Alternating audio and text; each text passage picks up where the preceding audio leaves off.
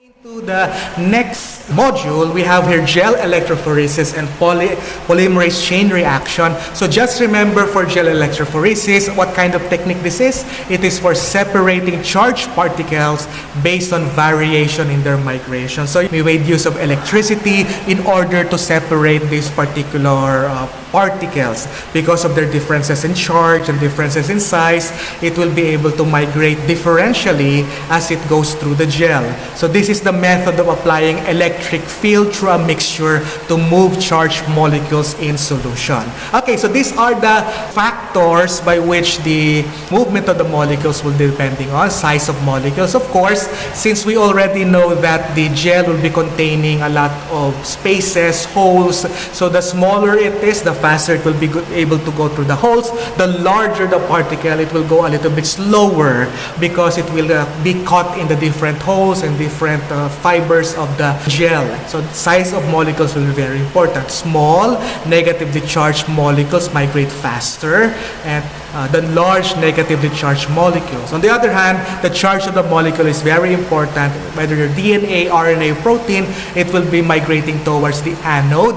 Take note that the anode is the positive electrode, while the cathode will be the negative electrode. So just take note, the anode is positive, cathode will be the negative. So of course DNA is negative, so it will be attracted towards the anode, the positive electrode.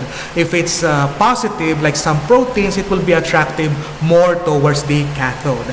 Another factor will be the pore size. So the more powder that you put into the gel, the smaller the holes. If the lesser the powder that you make use of, the bigger the holes, and that will be affecting also the movement of the molecules. And of course, the kind of electrophoresis buffer, because this will be containing ions, so it will also affect the migration of your particles. So that will be very important. So this is the electrophoresis setup. So just remember, this is the anode, the positive, this is the cathode, this is the negative. Since the RNA and DNA are negatively charged, they will be attracted towards the cathode, and positively charged ions or materials or particles, molecules will be attracted towards the cathode, which is the negative. Okay, and this is a picture of that. So you will see here the different fibers of the gel. So this will show us that the smaller ones will be the fastest, the middle size will be in the middle, and the bigger size will be moving very slowly. All right, and you're familiar also how it is done. We've made use of that in our experiment. So you pour the agarose gel with the comb, make sure it will be solidifying, and you remove the comb, put in the samples using tips or droppers in our case, micropipettes in the actual one, and then you put them into through the electricity, and then the bands will be formed. So it's very, very straightforward. Now here's one of the things that you have to learn would be the skill of interpreting the bands of a gel that went through electrophoresis. So in this example, at a crime scene, a blood sample was found and investigated using gel electrophoresis. Based on this gel, the blood at the crime scene belongs to which of the suspects? So you have the blood sample, you have Jenny, Bob, Mike, and Lisa. So who would be whose blood is found in the crime scene? So the most important thing that we have to remember here is that the blood sample over here, since the DNA is like a fingerprint, more or less, it would be very unique for different individuals. So you would be expecting, after putting it under restriction enzymes or adding a restriction enzyme, it will cut differentially at different points. So that the way to interpret this is, if there will be the higher the number of bands that are the same, that is more like the highly likely to be the person who is the suspect in this case for our question. So let's look at this one. If you look at the first band and you look at the second band, so you have to find where it is in line with. So you will be able to know which one would have the higher number of bands that is similar, the same as the blood sample. So in this case, band number 1 is seems to be similar between Mike and Lisa. Band number 2 is similar to Mike's. Band number 3, similar to Mike. Band number 4, still similar to Mike. Band number 5, similar to Mike. Band number 6 is similar to Mike as well. But if you look at list 1, it might also be a little bit similar to Lisa. Band number 7 is similar to Mike's, and band number 8 is similar to Mike. So you can already see who is whose blood belongs to the blood sample belongs to. We see that it's Mike because Mike and the blood sample will have more similarities compared to Bob, Lisa, and Jenny. So that's how you interpret this. Very, very easy. All right. So the answer to this is Mike. Okay, now in terms of another important technique is the polymerase chain reaction, and just remember that the polymerase chain reaction is a technique that allows particular genes to be identified in the target species. Please take note, it is very important for PCR amplification. So the very reason we make use of polymerase chain reaction is that kung konti lamang yung amount ng ating DNA, pwede natin paramihin yan so that we will be able to actually test it, and that is what polymerase chain reaction is all about. Now, please take note, there are some things that are very important. It makes use of thermostable, heat-resistant DNA polymerase, particularly Taq polymerase, coming from Thermophilus aquaticus, because this DNA polymerase was found inside of a bacteria that can be found in hot springs found in Yellowstone Park. So since it's living in very high temperature, we would expect that the DNA polymerase is able to resist or be tolerant against very high temperature. So take note that in the polymerase chain reaction, there is the unwinding that happens first. So there are 3 steps that are very important: unwinding or denaturation. So the DNA template needs to be separated from each other, and that happens at 95 degrees Celsius. So take note, that's why it's very important that your DNA polymerase is heat resistant, because the temperature is so high, it can destroy other proteins that are not thermostable or thermotolerant. So it needs 95 degrees Celsius in order to separate the DNA. Once the DNA has been separated from each other because of the very high temperature, high energy causing the hydrogen bonds to separate from each other, you will lessen the temperature then to around 54 to 60 degrees, so that the RNA primers that you have prepared will anneal to the separated strands. And once these primers are annealed, attaches to the strands of DNA, then elongation will happen, wherein at 72 degrees Celsius, the single-stranded DNA will now becomes double-stranded, because the Taq polymerase, the DNA polymerase, will now allow it to elongate. So from the primer, it will add more nucleotides so that you will have a longer strand of DNA producing double-stranded DNA. We'll be looking at that a little bit later. So here are the important components. You have your DNA sample. Of course, you have prepared already your primers. You have different nucleotides. The Taq polymerase is there. The mixed buffer and the PCR would be there. So these are the 3 steps of denaturation at 95 degrees Celsius. So they will separate from each other. Hydrogen bonds are broken.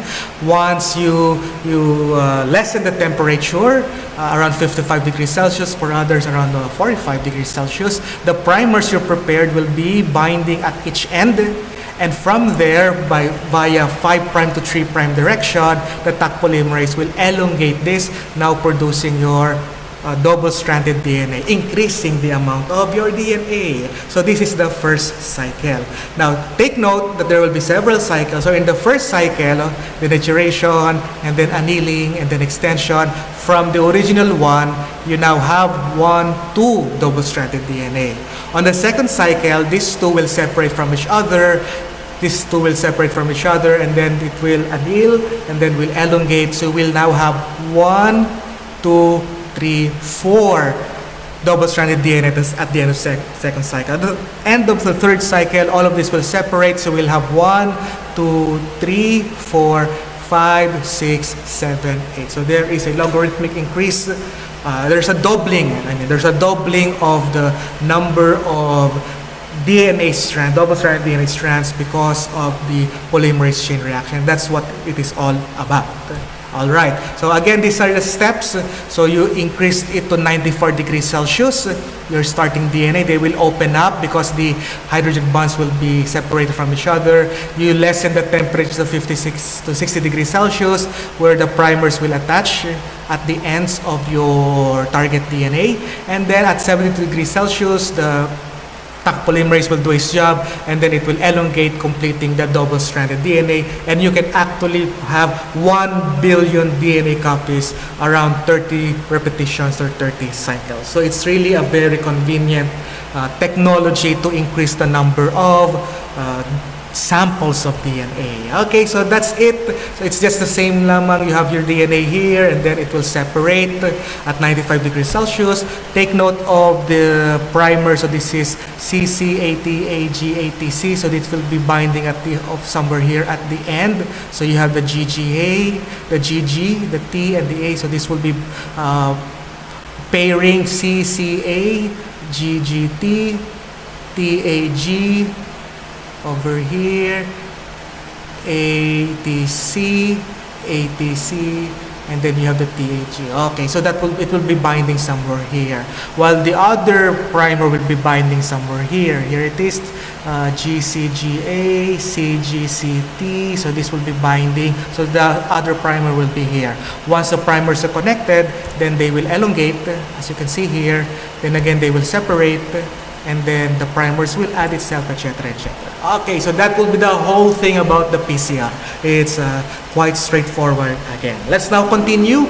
Now, take note that the biotechnology is defined as manipulation of organisms, so they will be their components in order to make useful products. So we talked about that earlier, and this will affect a lot of things like agriculture, criminal law, and medical research. So this point on, we'll be talking about the applications. So let's look at some of the applications. So these are a few of the major ones. So it's used for diagnosis and treatment, human gene therapy, protein production in cell culture, called as biofactors as well, genetically modified organisms, and forensic evidence and genetic profile. We'll look at the other related DNA technology a little bit later, but let's look at the details of this one. So we already talked about this one, so we can go very fast. So using DNA technology in order to diagnose and treat diseases, so this will be very important. So in this case, you can actually diagnose many genetic disorders. So you make use of PCR,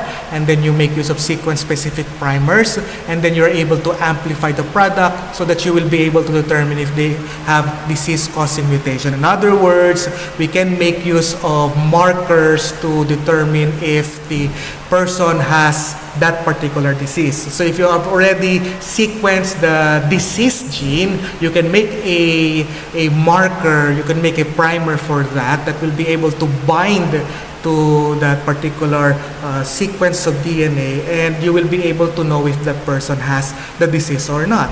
So we make use of SNPs, which are single nucleotide polymorphism, which means that there are some genes that will have differences, so makakaiba sila sa kanilang nucleotide sequence on one particular point. So for example, A now becomes G, and oftentimes this would be producing mutations. So just like the protein here, it produces a mutation over the altered protein, producing what we call as diseases. So by making use of, for example, if you're able to make a primer, or you are able to make a marker or a stretch of DNA that will be able to bind to AAGCT rather than binding to AAACT, then you are able to determine that if the prime or the marker that you made is binding to the DNA of a specific person, you can be assured that they have this disease, because this is very specific only to this nucleotide sequence alone. So it will be very important. So that's how you are able to diagnose that. Gene therapy, on the other hand, the basic idea here is you alter afflicted individuals' genes in order to solve, or in order to bring a cure So this is especially helpful for single defective genes. So in this case, the overview of its application or production is you have your gene of interest, you put it inside of a viral RNA, you connect it to viral RNA, put it inside of a virus, so that's your vector right now, and then allow it to infect a bone marrow, allowing the gene of interest to be inserted into the host chromosome, and then this bone marrow cell will now be inserted into the bone marrow, and then once it is inside, we will now be hoping that this this cell with the recombinant DNA will grow, will increase in number, and then it will now be able to produce products that are helpful in this one. So the basic idea is, if that particular disease is something like lacking a certain protein, that's why he has that or she has that disease, why not make sure that the cell, his cell or her cell, will now have the functional gene. So you insert that inside of the cell, and then insert that cell inside of the body of the person. Now the body of the person will now have a cell that produces the missing protein, thereby curing that particular person. So that is how human gene therapy is done. So an example that we gave last time is, for example, the cones doesn't have the particular protein needed to be able to sense light. So you insert here a vector that will be able to insert the gene of interest inside of these cones, so that the missing protein will now be produced, making then the cones sensitive to light, and then healing blindness at this point. So that's how we do that. Okay, very nice. Another important application is pharmaceutical product, particularly protein production cell cultures. In this case, you are making organisms as biofactories, so that they will be producing the product of interest. So for example, you make the bacteria a biofactory because it produces human insulin. So because you have inserted human insulin there, human growth hormones can be has been engineered inside of certain cows, so that the milk they produce will now also contain human growth hormones, and also vaccines will be produced in this way. So that is pharmaceutical product. Another application is forensic evidence. We also discussed this. In this case, we make use of short tandem repeats. Now, in this case, we make use of what we call as STR markers. So these markers are very unique to each person. So you are able to determine if a person is the one who committed crime or not. So in this case, we discussed this already. So let's go very fast over here.